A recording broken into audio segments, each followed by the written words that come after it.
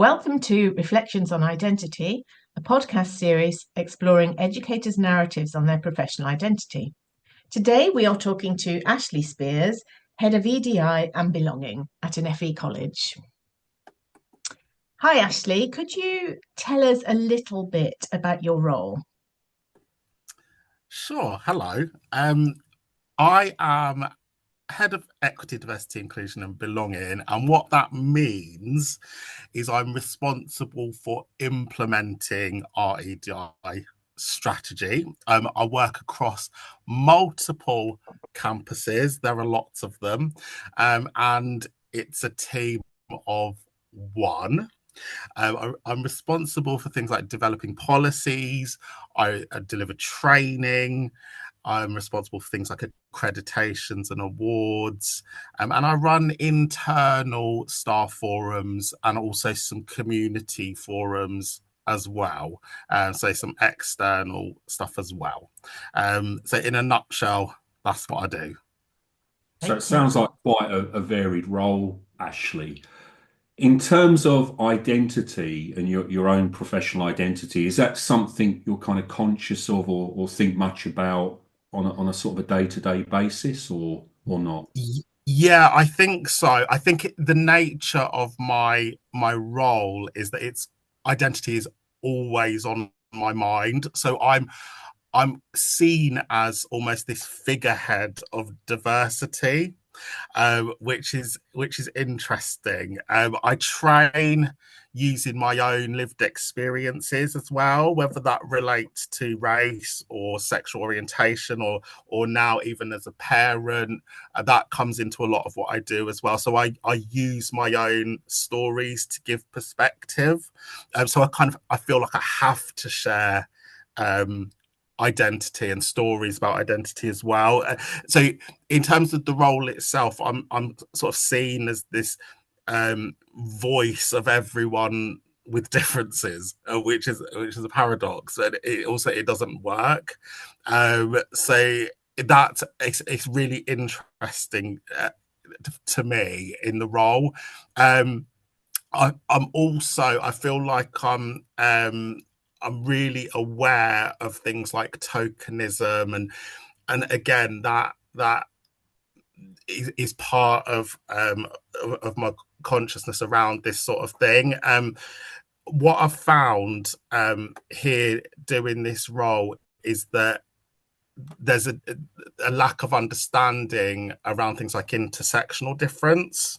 Mhm. And I think we're on a journey with that as an organisation and as a sector, actually. So, for example, I'll be asked. So there'll be a policy development, and I'll be asked, what will our Black staff think of that, or what will our LGBTQ plus staff think of that? And the answer is a lot of things, because they don't all think the same. They're not a monolith. Mhm. And so a part of the role is sort of explaining that and introducing that concept to people, which is really interesting. But in terms of myself personally, I'm very aware of the importance of identity and the importance of my own stories, Mhm.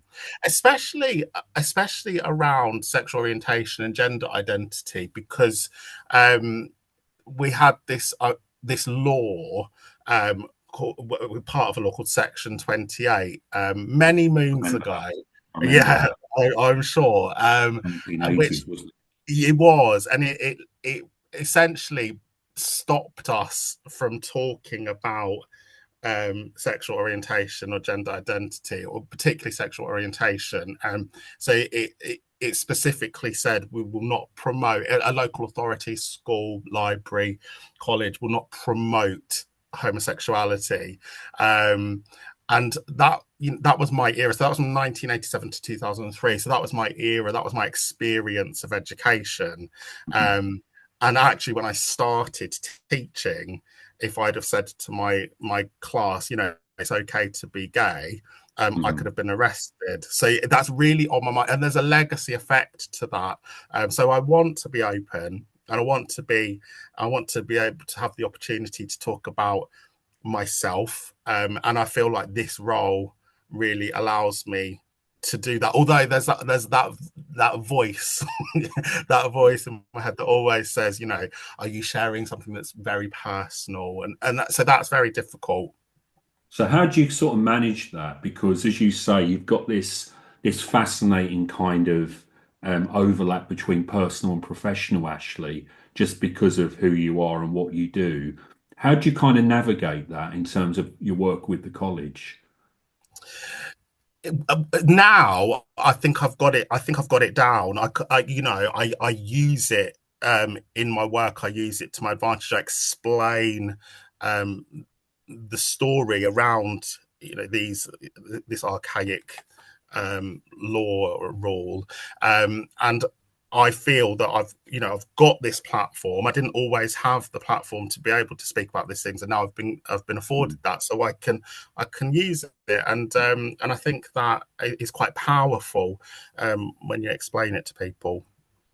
And I mean, you've talked about resistances before. I mean, I grew up in the Thatcher period, and I Yes. know and Norman Tebbit and that kind of period where it was very homophobic. And as you say, there was this sort of diktat from government around any kind of embracing or acknowledgement of, you know, relationships that weren't heteronormative, if you like.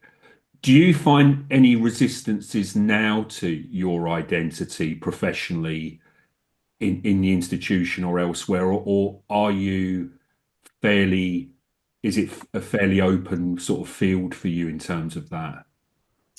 We go back and forth. I think we had a lovely time in the early 2000s where I thought, we've done it. We're there. We have, equal marriage had come about, and there was an inclusive feel, not just in education, but I think nationally. And I thought, brilliant, we're done. And then we kind of went backwards. So if we're talking about today, the my role, the existence of my role is controversial. So an increasing number of people don't think that EDI should exist. Mhm. An increasing number of people think that EDI is a threat, Right. and are more emboldened to say that to me, which is, it's hard to hear, but that is the climate, Mhm. and that can be challenging. I think my own values consist of challenging injustice and inequity, so it's really hard to not take things personally. I was going to um say, because I mean, sorry to interrupt, but I yeah. suppose how do you manage that? So when you get this sort of very, very sort of explicit resistance from a colleague or a group of people inside or outside of the institution, how do you manage that for yourself to not let that become very personal to you? I have to detach, because I think otherwise I would spend a lot of my time at work being upset, Right. and so I have to think about those views as something that I need to help with. So I'm often dealing with people with racist or homophobic views. So for me, that's quite challenging. But I want to be able to confront them and challenge those with myself. So I want to say, look, here I represent the things that you don't like, and I think you can inspire, and you can be a change maker, and you can be a role model without necessarily being doing anything overt. I think just your existence can help, and being successful can help. It can speak volumes, but it is challenging. Mm. And I mean, in terms of collaboration and sort of collectivity, do you have any notion or sense of your professional identity as being part of a group or a collective? I mean, it sounds like it does, but can you just sort of speak to that for us?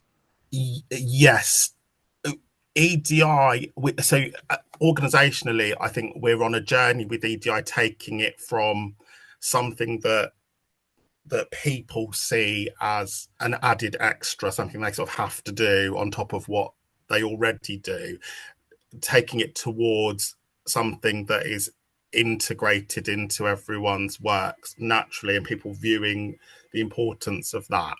So we're on a journey with that. I say I'm a team of one, but really it's it's within everyone's remit. That's internally.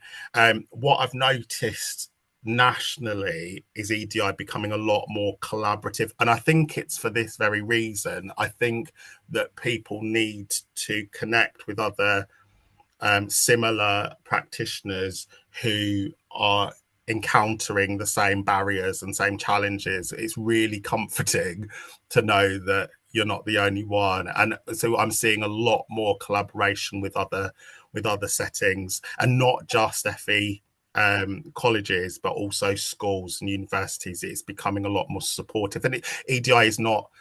I don't think it's ever really been competitive. You know, that's not why you're in it, to be the most inclusive. You want inclusion across the board.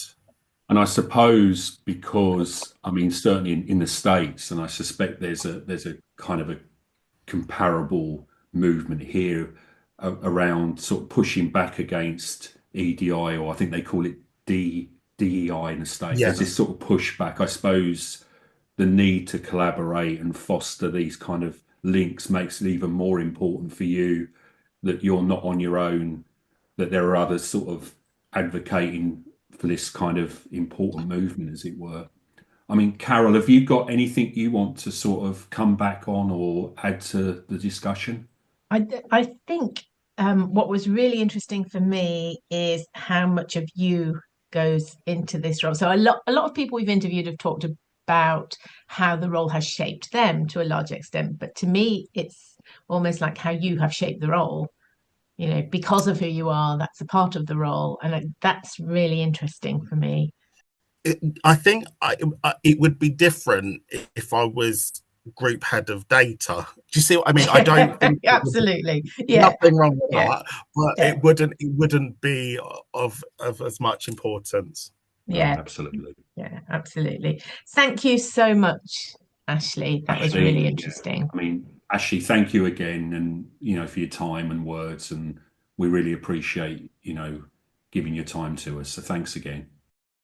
You have been listening to Reflections on Identity. We hope you can join us for the next episode in our series. We'd love to hear from you, so please put your thoughts in the comments. And if you want to be notified of the next episode, click the bell icon or follow. Bye for now.